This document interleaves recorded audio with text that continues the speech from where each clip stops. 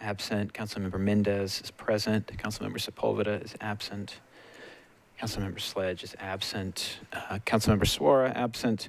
Councilmember Taylor is with us. Councilmember Toombs is also here.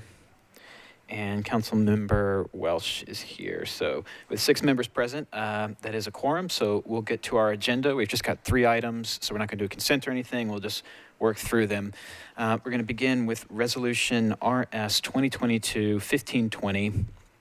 This authorizes the Metropolitan Mayor to submit the Nashville-Davidson Home Investment Partnerships American Rescue Plan Action as a substantial amendment to the 2021-2022 annual update for Program Year 4 to the 2018 to 2023 Consolidated Plan for Housing and Community Development to the U.S. Department of Housing and Urban Development. Do we have a motion on this resolution?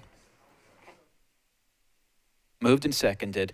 Okay, so do we have anyone from MDHA here who could just tell us a little bit about what this resolution does and what the context is here? I will turn the monitor on, and you're recognized, sir. Please introduce yourself. Sure. Emil Alexander. I am the Director of Community Development at MDHA. This action plan allocates $9.3 million in home funding.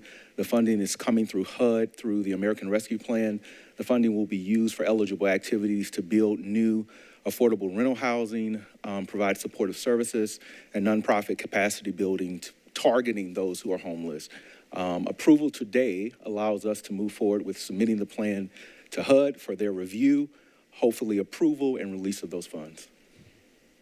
Okay, thank you, sir. Do we have any questions from members about this resolution?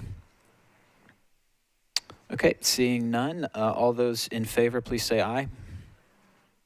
Any opposed? Any not voting? All right, I counted 6-4, none against. Last 2 items, we have bills on 3rd reading. I think these are related to the, yes. So we've got second substitute, BL 2022-1121 by Henderson, Murphy, Withers, and others. This amends the Metropolitan Zoning Ordinance, Chapter 1712, 1724, 1736, and 1740 pertaining to the cluster lot option. We have a couple of amendments on here. Could we get a motion on the second substitute?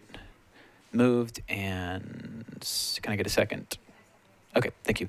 I will go to Councilmember Henderson, who is the sponsor of the bill.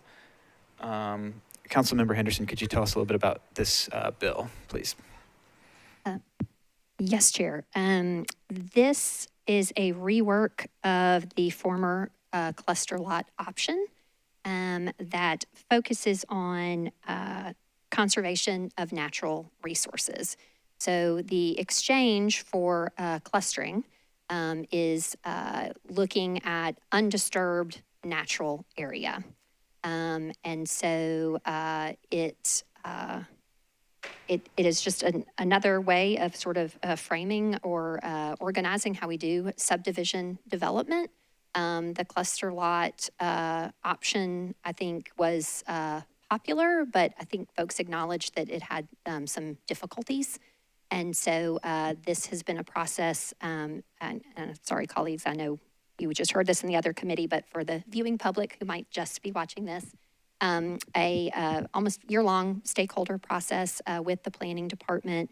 I want to thank Sean Shepard and Molly Pike on staff, but listening to community members, nonprofits working in the natural resources space, as well as the home builder community to get their input and their feedback. And so I think this is a good evolution where we really get a better quality of open space so that, you know, your open space is not just your, you know, stormwater on, so to speak, that has already been disturbed, but it's undisturbed natural area. So I think it's a win from an environmental perspective, but also, you know, with clustering allows for a amount of density as well. Thank you, Councilmember, for that explanation. I guess I'm a little bit curious. How staff can. Why is this on the Affordable Housing Committee agenda?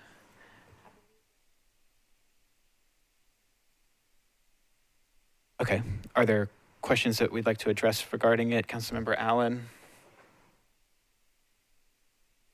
Thank you. I apologize for having a sidebar conversation, but I think this is the relevant time to ask this question. I had several people ask me if, in doing one good thing, which we absolutely need to do, we are making it so much more expensive to build houses that we are losing some of our ability to build affordable housing. And so I think out of my left ear, I heard the question of why is this on the affordable housing agenda? And that was why I would like for it to be considered by this committee. Do we within planning want to have some kind of review process that just says, if we're trying to build housing affordability, can there be a process for just balancing those two very worthy goals of conservation as well as affordability? And I don't know that needs to be handled within this bill, but I think that's an important discussion for us to have. Okay, thank you. Would Councilmember Henderson like to respond, or apologies? Okay, you should be on now. Yes. I'm happy to respond to that. I think what staff is contemplating and is kind of following behind this is looking at in areas of subdivision development where you already kind of have a clear earth situation, right? So there is not a slope, there's not forested area, there are not stands of mature trees, that we would contemplate another process that would be in place. Hopefully, the intent is by the September 14th effective date. But I think for subdivision development especially, our areas in the periphery of our county are under a lot of pressure. And those are often the places where we do retain hilltop, hillside forest. And so I think, what I'm hearing from the community is a real concern. And we, as we do in all things, we have to balance, right? Affordability and natural resource retention. And so this is, in my view, density neutral. So in exchange for protecting natural resources and not just, your stormwater pond or some, but forest, areas that we have identified as having environmental value, then you can reduce your lot size. So it is, I think staff has done some really good analysis about lot yield. And obviously, colleagues, everything is context sensitive, right? Depending on, the bluff, the hill, the amount of forest and so forth. But I really do feel like this is not kind of onerous or draconian or a big reduction in density. I think as contemplated, it is ideally, density neutral because you're getting the smaller lot size in exchange for the natural resources.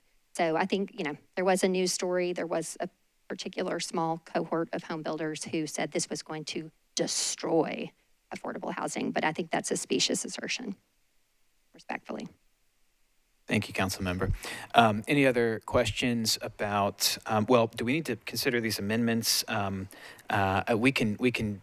Planning Committee took them up, and so we have moved the effective date amendment, and they passed in planning, but I mean, I would welcome however you want to handle it. If we would quickly, just for completion's sake, if a member would please move Councilmember Henderson's amendment, which is the effective date amendment.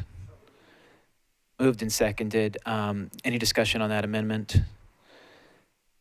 Seeing none, all those in favor of the effective date amendment, please say aye. Okay. Any against? Any not voting? Thank you. And we have the amendment from Councilmember Gamble, who is not present. Does any member wish to move Councilmember Gamble's amendment? Moved and seconded. All those in favor of, is there any discussion about Councilmember Gamble's amendment, which relates to recreational facilities serving some of the requirements of the new cluster lot option? Can I go to Ms. Darby for that answer of the Gamble amendment? Oh, I'm sorry. Oh, here's Councilmember Gamble. There she is.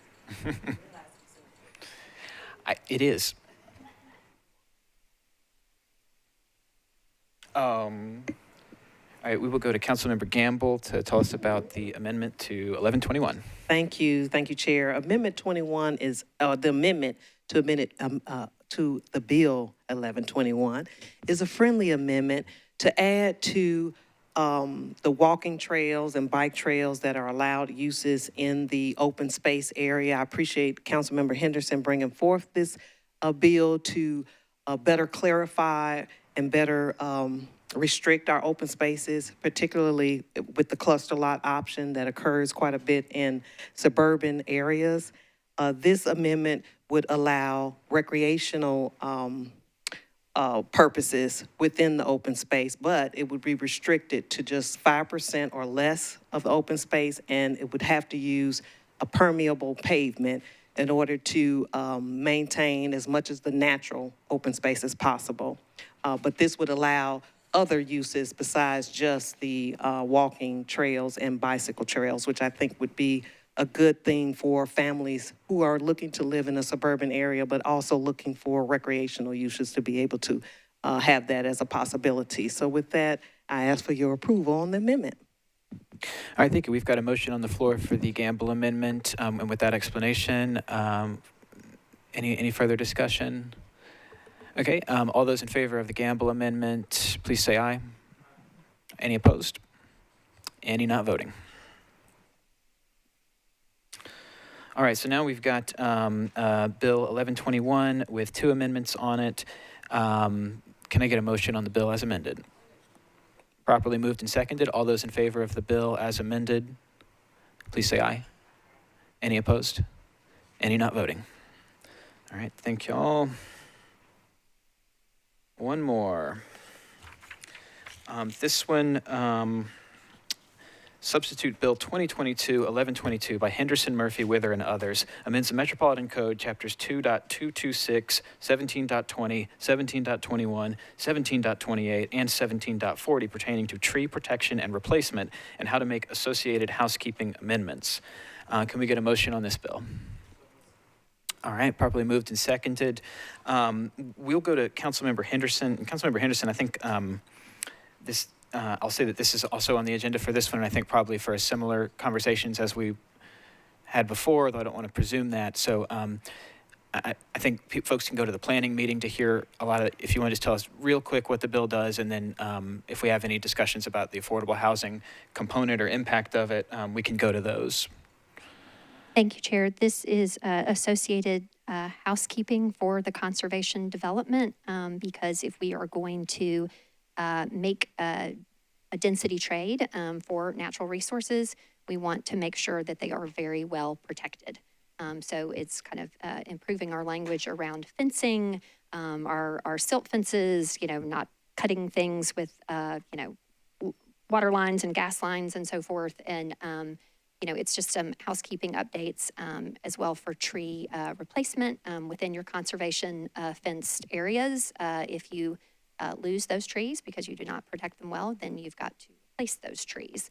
And just procedurally, colleagues, it puts all of the, it kind of reorganizes where tree things are in the code, which I think will be helpful and foundational for future work. So yes, I guess only because this is associated with the other bill of conservation development, but I'm not sure why this is here in affordable housing. But yes, that's the explanation. Thank you, Councilmember.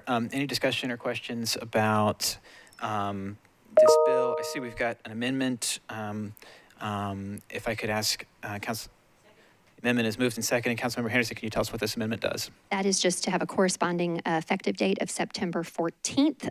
Also with the previous bill, the intent there is through the research of staff, in support of the home builder community and in fairness, that nobody is caught in between as kind of the old cluster lot is going away. We're moving to this, looking at our filing dates and just, fair warning and process time and giving time for staff to get the new process in order. Thank you so much for that explanation. All right, so we've got the amendment moved and seconded. All those in favor of this amendment, please say aye. Any opposed? Any not voting? Great, got 6-0. Oh, we have 7 now, wonderful. Thank you. Okay, so now we've got 1122 as amended before us. All those in favor, please say aye. Any opposed? Any not voting? Wonderful. Thank you all. That concludes the Affordable Housing Committee agenda for today. Budget and Finance is up next.